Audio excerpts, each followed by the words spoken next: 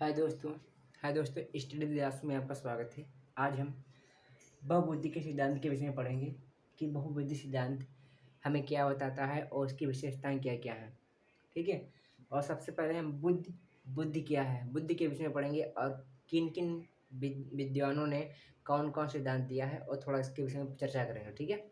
जैसे बुद्धि क्या है, बुद्धि किसे कहते हैं? बुद्धि कार्य करने की एक योग्यता है।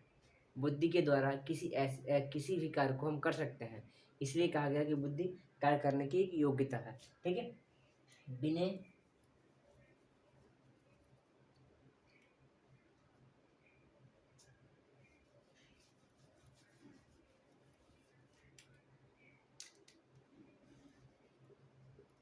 विनय व साइमन बुद्धि को एक कार्य बताया है।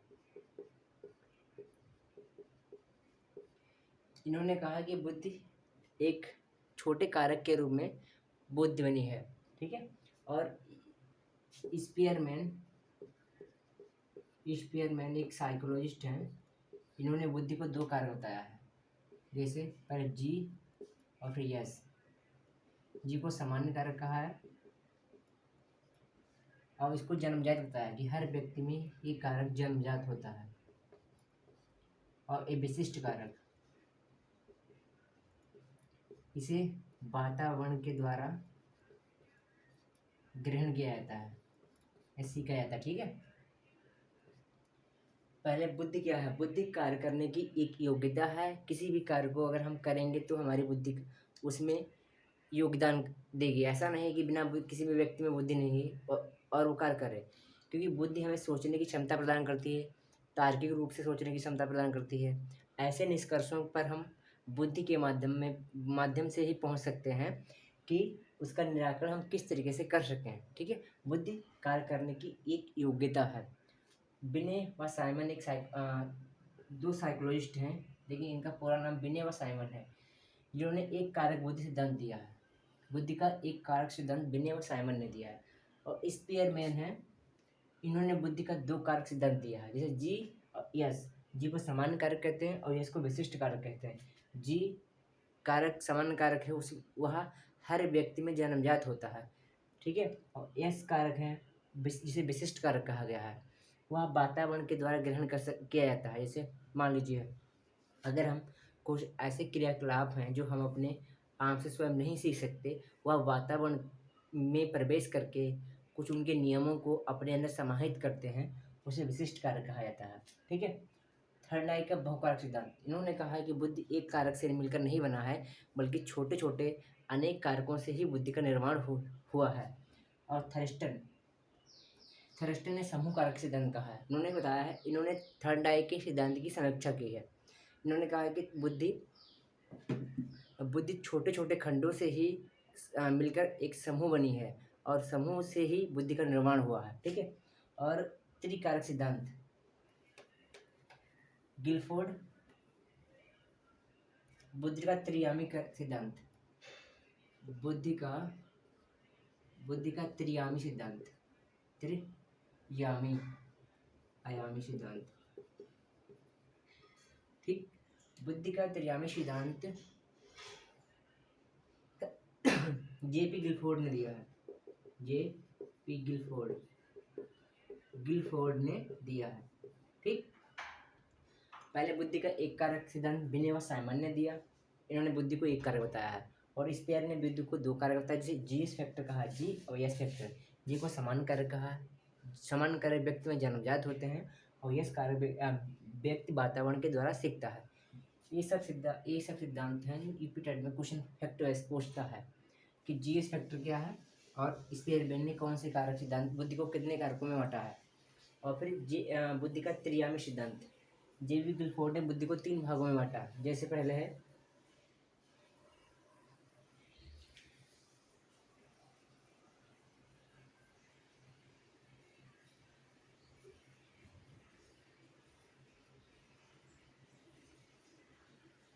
ठीक, बुद्धि का त्रियामी सिद्धांत जेबी गिलफोर्ड ने बताया। उन्होंने कहा बुद्धि तीन कारकों से मिलकर बनी है।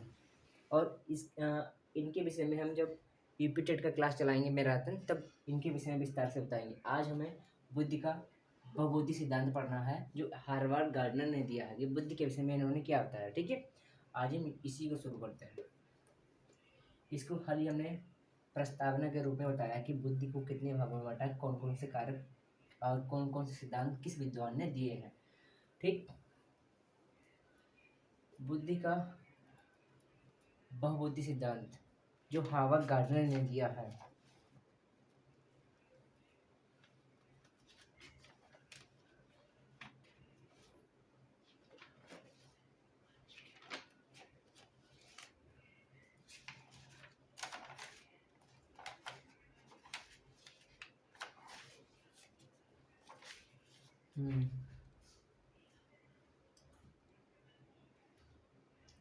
सबसे पहले बुद्धि का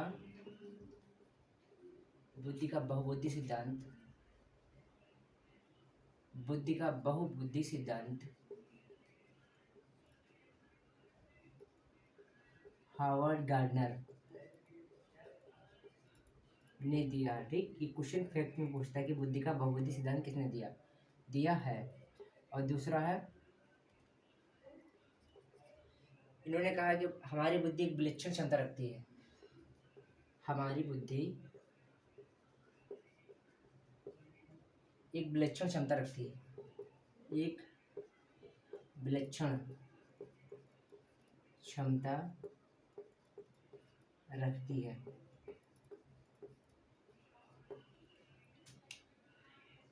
विलक्षण क्षमता किसे कहते हैं, सबसे पहले इसको बताएं। जैसे मान लीजिए कोई ऐसे सिद्धांत हैं या कोई भी ऐसे नियम हैं जो हम आसानी से समझ नहीं पा रहे हैं, और हम तार्किक रूप से या शाब्दिक रूप से या मनोवैज्ञानिक गति के द्वारा हम अपने ऐसे क्रियाकलापों को करते हैं जो कोई भी प्रश्न है उसको हम आसानी से सॉल्व कर सकते हैं। जैसे मान लीजिए, जैसे अगर 6 और अगर हमसे कहा जाएगा इसका स्थानीय मान क्या है, ठीक है, तो बहुत लोग तो सामान्य रूप से इसको लग कर देंगे, लेकिन कुछ व्यक्ति या बालक ऐसे होंगे जो कुछ ना कुछ समझकर इसको सॉल्व करेंगे। तो विलक्षण योग्यता कि प्रत्येक व्यक्ति में अनेक प्रकार से सोचने की क्षमता अलग अलग होती है। विलक्षण क्षमता मतलब कि क्षमता, पावर, वह हर व्यक्ति में एक समान नहीं होती, अलग अलग प्रकार से होती है, ठीक। इन्होंने कहा कि हमारी बुद्धि 10 प्रकार की क्षमताओं से मिलकर बनी। हमारी बुद्धि 10 प्रकार की क्षमताओं से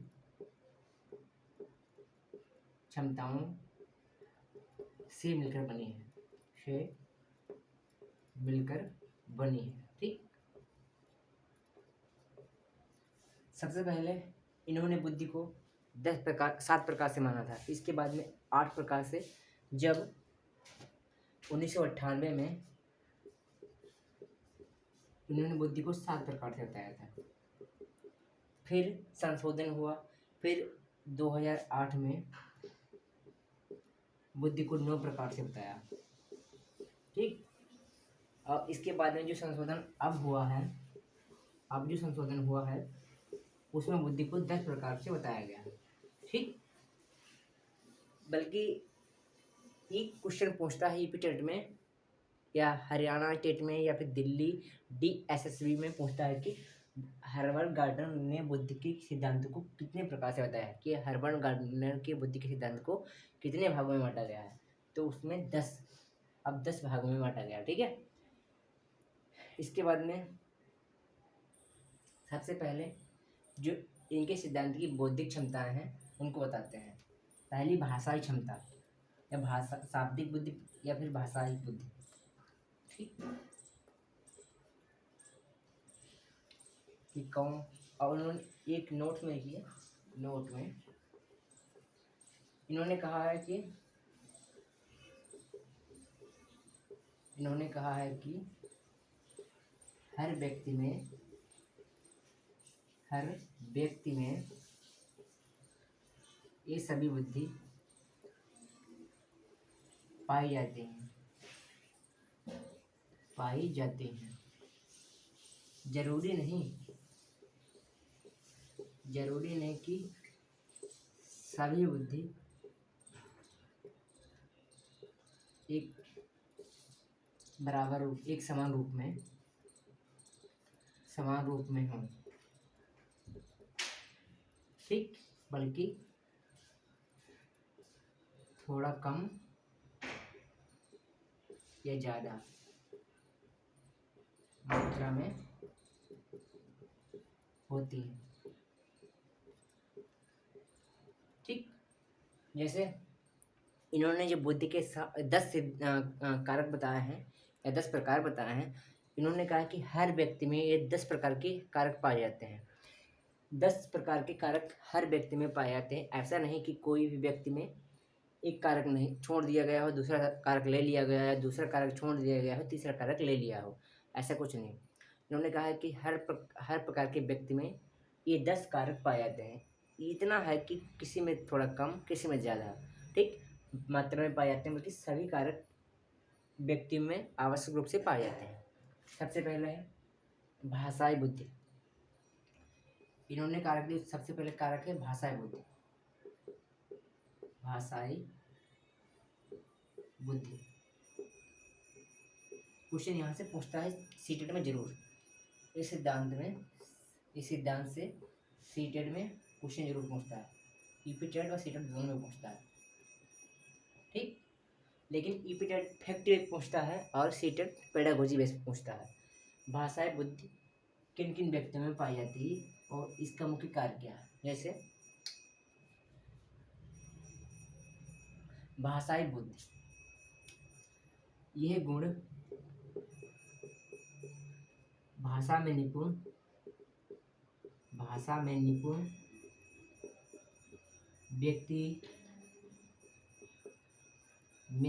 व्यक्तियों में पाया जाता है। जैसे सबसे पहले कवि, वकील और संत, राजनेता, ठीक।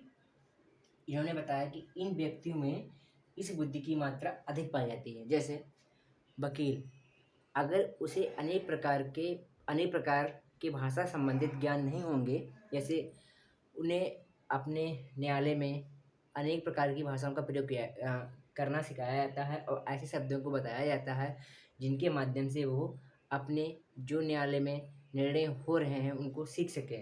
इसके बाद में संत को भी भाषाई बुद्धि का गुण, संत में भी भाषाई बुद्धि का गुण पाया जाता है क्योंकि वह अपनी भाषा से दूसरों को मोह लेता है।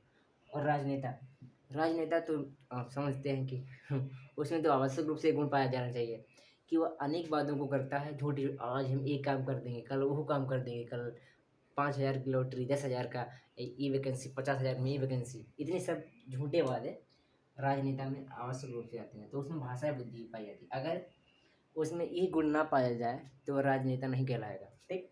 और कवि, सबसे महारथी कवि, क्योंकि वह अपने शब्दों को इस प्रकार से व्यक्त करता है कि वह अर्थ कुछ और है लेकिन उसको अर्थ समझने में कुछ और मालूम होगा। जैसे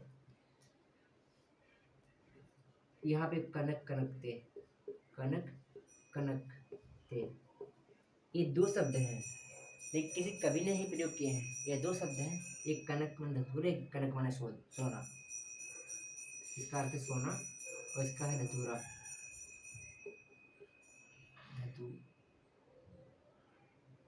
ठीक। अगर हम इस शब्द को देखें तो शब्द तो एक ही है लेकिन उसके अर्थ में अंतर है। इसीलिए कहें कवि भाषाई गुण का सबसे सर्वोपरि व्यक्ति माना जाता है। और दूसरी है गतिक बुद्धि। अगर कवि में एक गुण ना पाया जाए तो कवि ही नहीं। अरे अपनी भाषा के माध्यम से या अपने शब्दों के माध्यम में वह ऐसे व्याख्यान को करता है जिसकी हम अपेक्षा नहीं कर सकते। दूसरी है गतिक बुद्धि।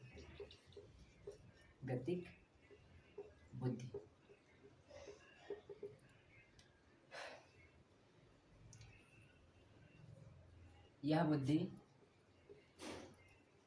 बुद्धि गतिशील व्यक्तियों में पाई जाती है। ठीक, पाई जाती है। राइटिंग जैसे बस चालक, रेलगाड़ी चालक,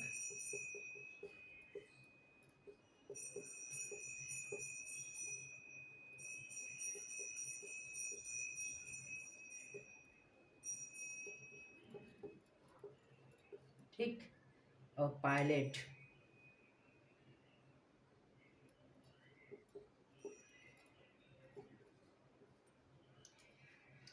ठीक। गतिक बुद्धि, गति माने है कि एक स्थान से दूसरे स्थान को जाना।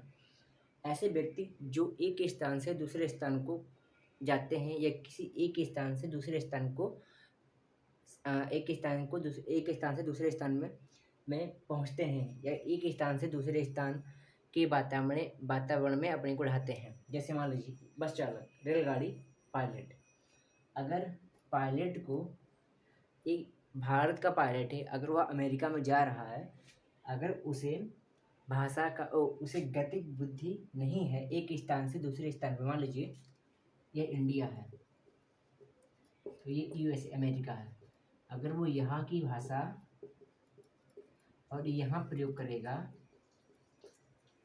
तो उसकी कम्युनिकेशन में समस्या रहेगी, और यहाँ की भाषा अगर यहाँ प्रयोग करेगा तो उसकी कम्युनिकेशन जो होगा तो उसमें समस्या उत्पन्न होगी। तो यहाँ की भाषा छोड़कर यहाँ की भाषा जो प्रयोग की जाती है उसी भाषा में बात करेगा, तो कहा जाता है कि गतिक बुद्धि। तो उस व्यक्ति में गतिक बुद्धि हो गई। और रेलगाड़ी चालक, अगर कोलकाता का कोई रेलगाड़ी की ड्राइवर है और हरियाणा में जा रहा है, तो मान लीजिए अगर वो कोलकाता की जो भाषा है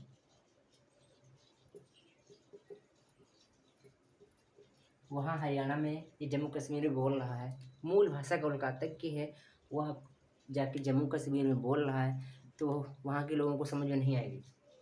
बस चालक एक स्थान से दूसरे स्थान में जब जाता है तो अपनी भाषा को बदलता है, इसे गतिक बुद्धि वाला व्यक्ति कहा जाता है। अगर वो कहेगा कि हम अपनी भाषा अपने स्थान की जो भाषा उसी में बोलें तो उसका कम्युनिकेशन नहीं हो पाएगा और समस्या का सामना करना पड़ेगा उसे। ठीक, और दूसरी है संगीतीय बुद्धि, तीसरी है संगीतीय बुद्धि।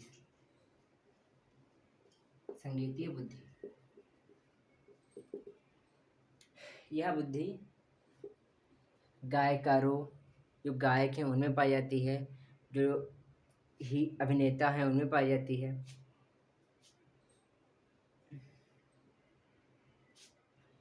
यह बुद्धि उन व्यक्तियों में पाई जाती है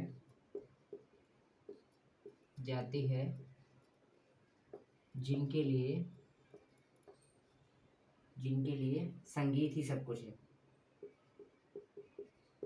संगीत ही सब कुछ है। जैसे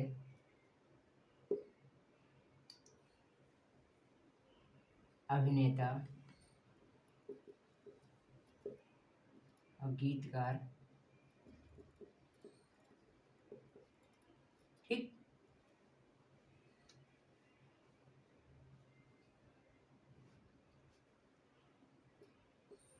इनमें जो बुद्धि पाई जाती है वो संगीतीय बुद्धि होगी, क्योंकि इनका रोज का काम है किसी न किसी ऐसे सॉन्ग को लॉन्च करना या किसी न किसी ऐसी मूवी को लॉन्च करना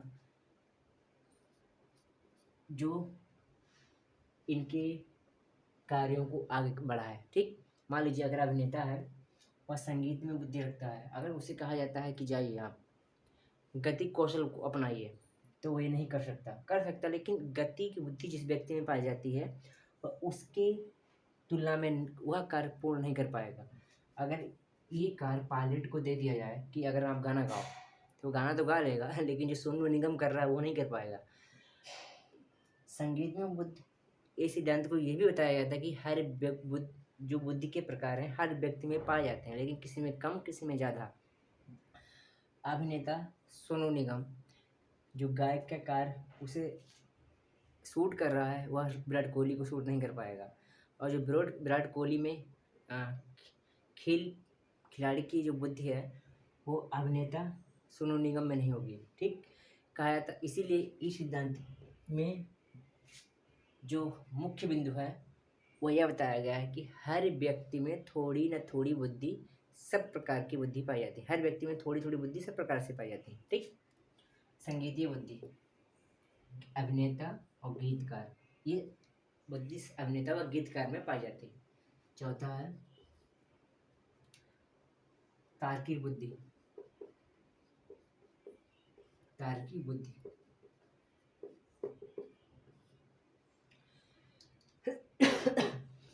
यह बुद्धि उन व्यक्तियों में आवश्यक रूप से पाई जाती है जिसको सोचने की क्षमता और तर्कपूर्ण व्यवहार करने की क्षमता और अपने शब्दों को बोलने तथा दूसरे शब्दों को समझने की योग्यता रखता है, तो उस व्यक्ति में ये तार्किक बुद्धि पाई जाती है। ठीक,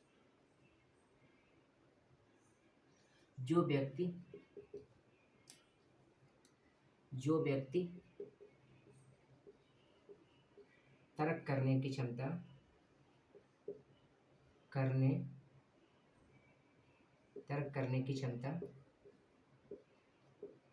रखता हो।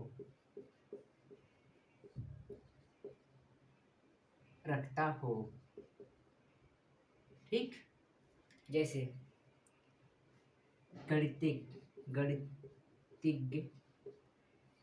और वैज्ञानिक और वकील। ठीक, वकील में भाषाई बुद्धि पाई जाती है और तार्किक बुद्धि पाई जाती है, क्योंकि वह अपने केसों जो उसके मुकदमे होते हैं वह अपने विपक्षी के सामने इस तरीके से बहस करता है कि कोई सोच नहीं सकता वह कहाँ तक जा सकता है, किन किन शब्दों को प्रयोग कर सकता है। इसीलिए कहा जाता है कि वकील में शाब्दिक बुद्धि भी पाई जाती है और तार्किक बुद्धि पाई जाती है। ठीक, वैज्ञानिक, गणितज्ञ, जो इन व्यक्तियों के द्वारा जो कार्य आसानी से किया जा सकता है वह किसी अन्य व्यक्ति के द्वारा कार्य नहीं किया जा सकता है। इनसे कहा जाता है कि आप रॉकेट लॉन्च कीजिए, और एक सामान्य व्यक्ति से कहा गया है कि आप रॉकेट लॉन्च कीजिए। तो ये अपने तार्किक रूप से सोचकर कि किस तरीके से इसका निर्माण करना चाहिए और किन किन चीज़ों की हमें आवश्यकता पड़ेगी, उन सब का प्रयोग करके ये काम करेंगे, एक कार्य को संपूर्ण करेंगे। लेकिन अन्य सामान्य व्यक्ति जो है उसको क्या मालूम कि वो किस तरीके से इन चीज़ों का प्रयोग करे। और इसके बाद में गणितीय बुद्धि, जो गणित के अध्यापक होते हैं उनमें सोचने और तर्क करने की क्षमता सबसे ज़्यादा होती है। वह एक चुटकी में अनेक प्रकार के सवालों को, अगर अपने लोगों से कहा 4 संख्याओं का क्रम, जैसे एक सामान्य व्यक्ति है जो गणित का ज्ञान रखता है लेकिन उसे थोड़ा कम नॉलेज है, तो उसे कहा गया है कि 4 संख्याओं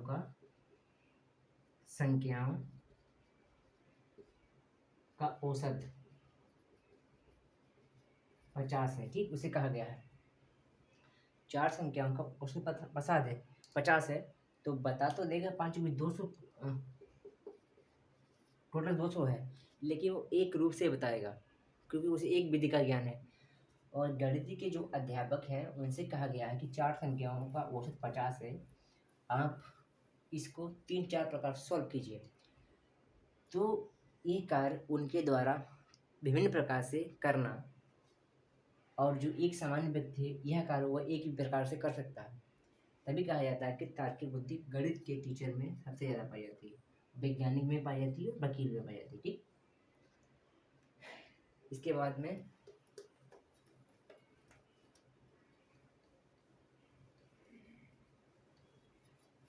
तार्किक हो गई, गणित हो गया, संगीत में हो गया, भाषाई बुद्धि हो गई। अब है स्थानिक बुद्धि। स्थानीय बुद्धि,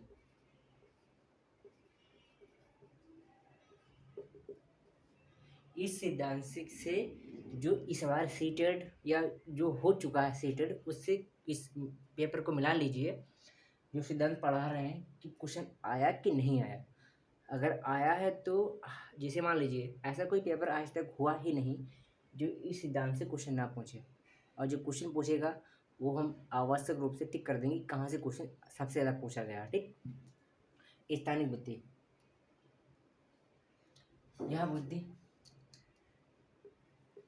यह बुद्धि उस व्यक्ति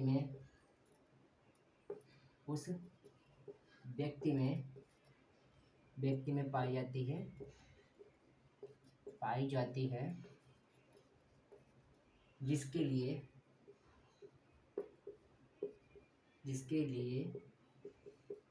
स्थान महत्वपूर्ण है। जैसे मूर्तिकार,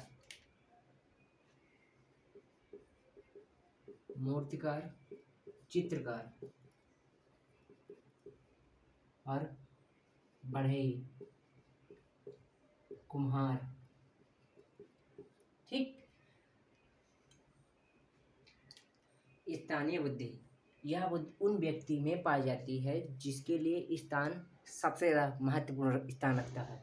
जैसे अगर मूर्तिकार को घर बनाने के लिए दे दिया गया है, जैसे मान लीजिए उसको घर बनाने की इस तरीके से नक्शा दे दिया गया कि ये घर बनाइए, हम तो बना नहीं पा रहे हैं, कह रहे हैं घर बनाइए।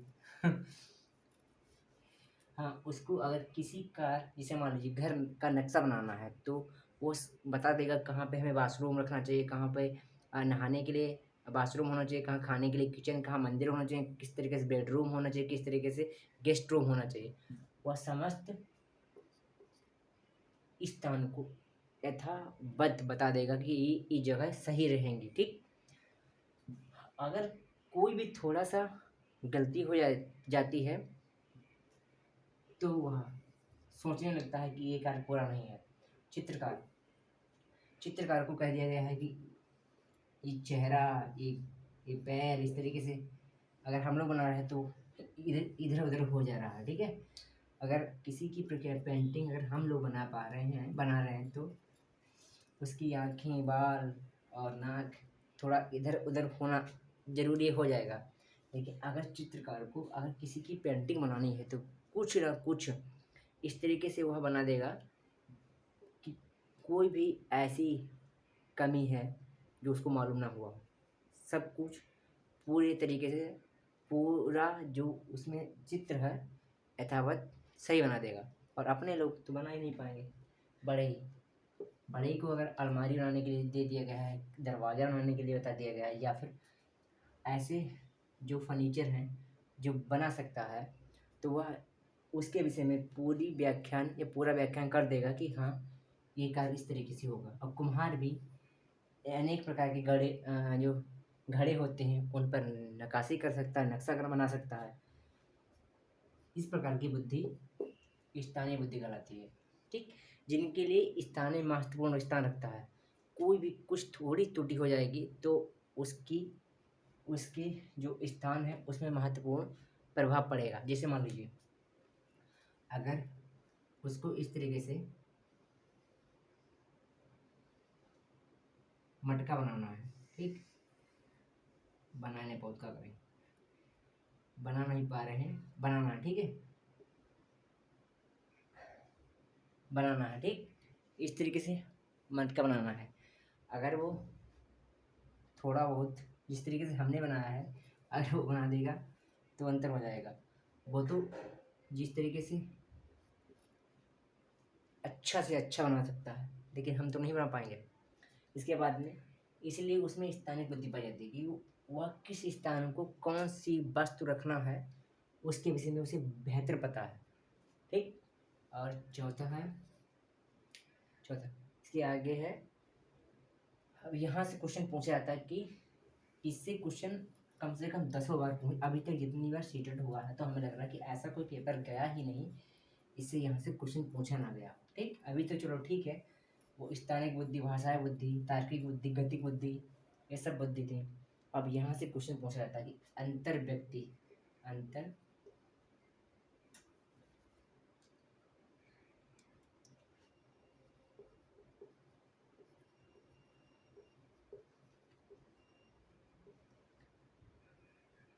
अंतर्वैयक्तिक बुद्धि। इससे क्वेश्चन जरूर पूछता है। एक ये एक अंतः व्यक्ति,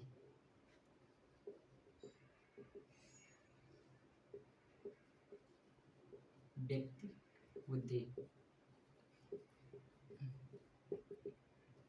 ठीक। इन दो से क्वेश्चन जरूर पूछता है कि अंतर व्यक्ति किसे कहते हैं और अंतर व्यक्ति किसे कहते हैं।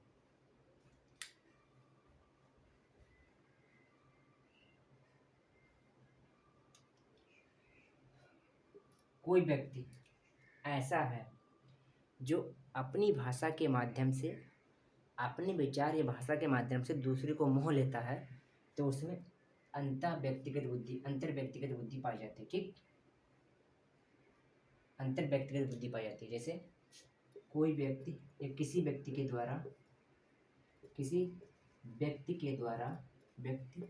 द्वारा अपने विचारों से दूसरों को मोह लेना, ठीक। तो उसमें अंतर व्यक्तिगत बुद्धि पाई जाती है।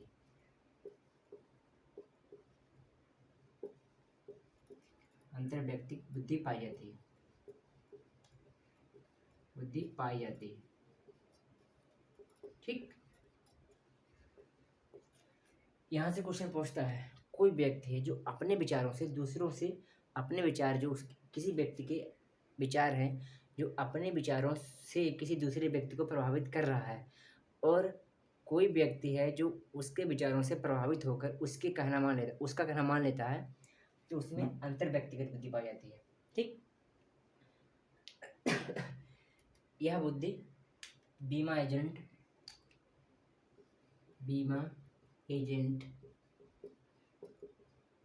ठीक, और सेल्समैन,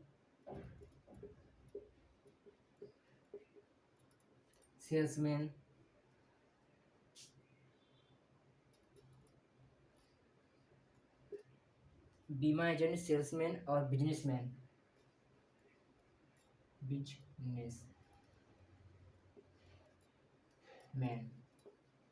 ठीक।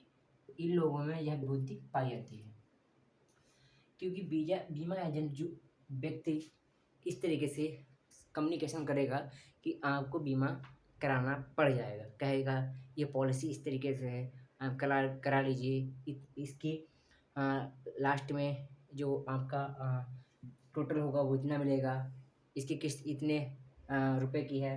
तो मान लीजिए उसको किसी ना किसी प्रकार से इस तरीके से बात करना है कि वो आपको बीमा करने के लिए मजबूर कर देगा, ठीक।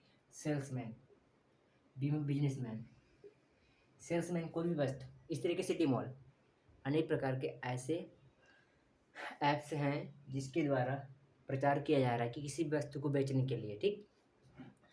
तो इस प्रकार से इस तरीके से छूट दी जा रही हैं कि 5 रुपये का मार्केट 3 रुपये में, 4 रुपये का मार्केट 2 रुपये में। तो उनकी बातों से व्यक्ति मोहित हो जाता है और उन चीज़ों को खरीद लेता है, ठीक। तो उन व्यक्तियों में अंतर व्यक्तिगत बुद्धि पाई जाती है, ठीक, और अंतः व्यक्तिगत बुद्धि, इसे क्या कहते हैं, और ये 3 व्यक्तियों में पाई जाती है। सबसे पहले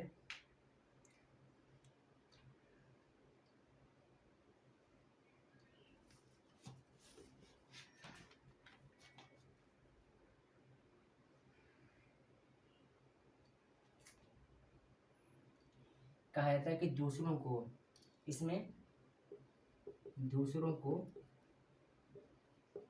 खुद की जगह रखकर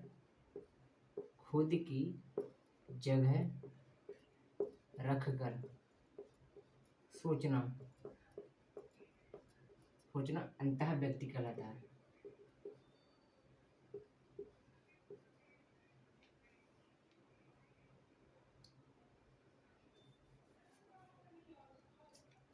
दूसरों को खुद की जगह रखकर सोचना अंतः व्यक्तिक बुद्धि, कहलाता है। ठीक।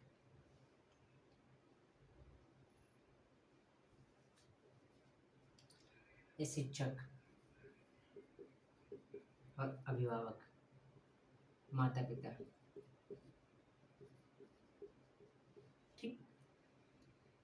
दूसरों को खुद की जगह रखकर, मान लीजिए कोई अध्यापक है, वह किसी बच्चे को मारता है क्योंकि जैसे मान लीजिए कोई अध्यापक है, अगर कोई क्वेश्चन किसी बच्चे को समझ में नहीं आ रहा है, अगर वह सोचता है कि काश अगर इस जगह हम होते तो ये क्वेश्चन अगर हमको समझ में नहीं आता, तो हमारे ऊपर अध्यापक यही कार्य करता या यही कार्रवाई करता जो आज हम इस बच्चे पर कर रहे हैं। तो इस बुद्धि वाला जो व्यक्ति होगा उसमें अंतः व्यक्तिगत बुद्धि पाई जाती है। ठीक। और माता पिता, माता पिता सोचते हैं कि कोई बालक है या हमारा बालक है, अगर आज हम इसको ये चॉकलेट नहीं दिला रहे हैं, अगर इसकी जगह हम होते और हमारे माँ बाप इसको चॉकलेट नहीं दिला पाते, तो जो कार्य आज हम इसके साथ कर रहे हैं, अगर हमारे माँ बाप होते तो वह कार्य अगर हमारे साथ करते तो हमें कैसा महसूस होता। तो ये समस्त सोच वाला व्यक्ति अंतः व्यक्तिगत बुद्धि बालक कहलाता। ठीक। जो इन समस्त सोच को रखने वाला व्यक्ति होगा और उसमें जो बुद्धि पाई जाती है उसमें उसको अंतः व्यक्ति बुद्धि वाला व्यक्ति कहलाया जाएगा। ठीक। इसके बाद में जो आगे है, इनसे क्वेश्चन जरूर पूछा जाता है कि अंतः व्यक्ति किसे कहते हैं और अंतर व्यक्ति किसे कहते हैं। अंतः व्यक्ति वह होता है जो दूसरों को अपनी जगह रखकर और कार्य करता है। ठीक। उसमें अंतः व्यक्ति गुण पाया जाता है। और अंतर व्यक्ति वह होता है जो अपनी बातों को अपनी बातों के माध्यम से दूसरों को मोह लेता है, उसमें अंतर व्यक्तिगत बुद्धि पाई जाती है। ठीक। और प्राकृतिक बुद्धि और आध्यात्मिक बुद्धि। सबसे पहले प्राकृतिक बुद्धि। ठीक। यह बुद्धि पेड़ पौधे, जैसे यह बुद्धि पेड़ पौधे, जीव जंतु के बारे में सोचने वाले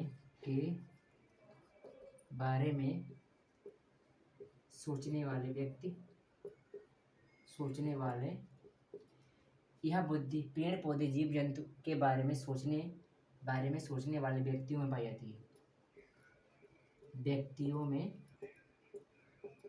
जाती है। ठीक। जैसे जंतु वैज्ञानिक। ठीक। और पर्यावरणविद,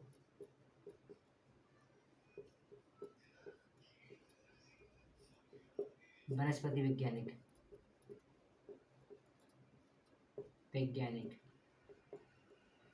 ठीक। इन समस्त व्यक्तियों में इस प्रकार की बुद्धि पाई जाती है। और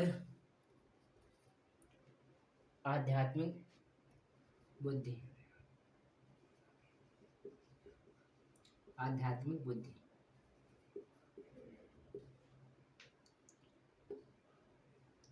यह बुद्धि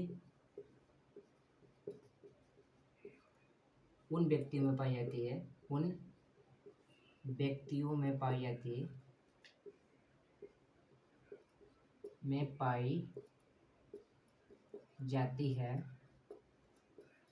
जो ईश्वर को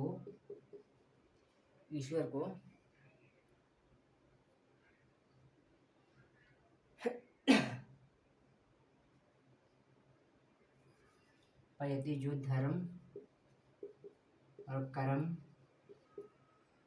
कर्म स्वर्ग नरक के विषय में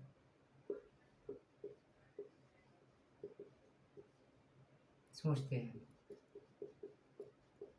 ठीक। जैसे साधु संत,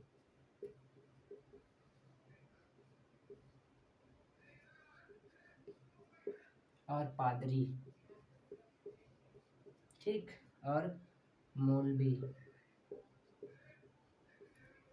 आध्यात्मिक व्यक्ति, इसके नाम से ही स्पष्ट हो रहा है कि उन व्यक्तियों में यह बुद्धि पाई जाती है जिसमें आध्यात्मिकता का गुण होता है। जैसे माली पुजारी हो गया, मौलवी हो गया, पादरी हो गया और साधु संत, इन समस्त व्यक्तियों में यह बुद्धि पाई जाती है क्योंकि वह अपने कर्म, स्वर्ग नरक धर्म, इन समस्त के बारे में विशेष तौर पर सोचते हैं। और अंतिम है अस्तित्ववादी बुद्धि। ठीक, इसके बाद में ये सिद्धांत समाप्त।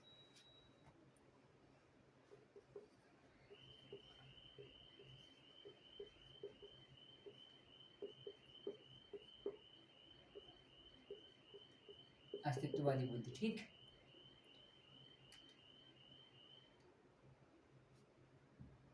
यह बुद्धि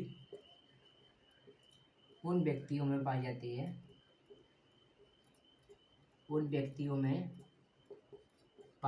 है,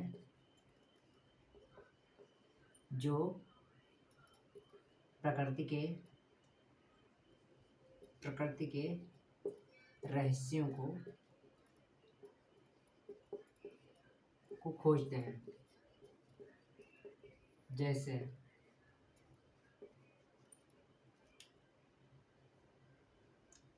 वैज्ञानिक, ज्योतिषी नहीं, हाँ एस्ट्रोलॉजर मान लीजिए।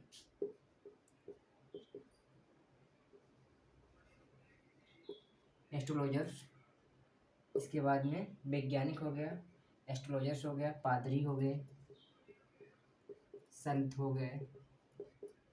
ठीक, क्योंकि इन लोगों में यह बुद्धि आवश्यक रूप से पाई जाती है। कहा जाता, जैसे अगर सूरज पूर्व से पश्चिम में निकलता है तो वैज्ञानिक सोचेंगे कि एक अर्थ किस तरीके से हो रहा है, कि पृथ्वी घूम रही है, पृथ्वी पश्चिम से पूर्व घूम रही है, सब वैज्ञानिकों ने बताया। और एस्ट्रोलॉजी जोशी ने बताया, पादरियों ने बताया, संतों ने बताया। ठीक है, कि ब्रह्मांड में जो भी गतिविधियाँ हो रही हैं उनके विषय में सोचना, ये सोचने के कार्य जिस व्यक्ति में पाया जाता है उसमें अस्तित्ववादी बुद्धि होगी। जैसे वैज्ञानिकों में यह कार्य होता है कि वह अनेक प्रकार की विभिन्न कार्य जो प्रकृति में हो रहे हैं, वह किस तरीके से, ओला, वर्षा, ज्वालामुखी, ये समस्त क्रियाएं जो प्रकृति में हो रही हैं वह किस तरीके से हो रही हैं, ये वैज्ञानिकों ने बताया। एस्ट्रोलॉजर्स, आज क्या होने वाला, कल क्या होगा, इसके बाद में क्या होगा, पृथ्वी किस तरीके से रहेगी, मनुष्य कब नष्ट होगा, समस्त कार्य एस्ट्रोलॉजर्स, पादरी, समस्त व्यक्तियों में पाया जाता है। ठीक है, आज बहुबुद्धि सिद्धांत को हमने पूरा पढ़ा और अंतरः व्यक्तिगत और अंतः व्यक्तिगत, ये जरूर जो हेडिंगें जो हैं उनमें एक क्वेश्चन जरूर पूछा जाता है, हमेशा सीटेट में एक क्वेश्चन आता है। ठीक है, स्टडी विद्यार्थियों को आप सब्सक्राइब कीजिए और लाइक कीजिए, शेयर कीजिए। अगर हमारा चैनल आपको अच्छा लग रहा हो तो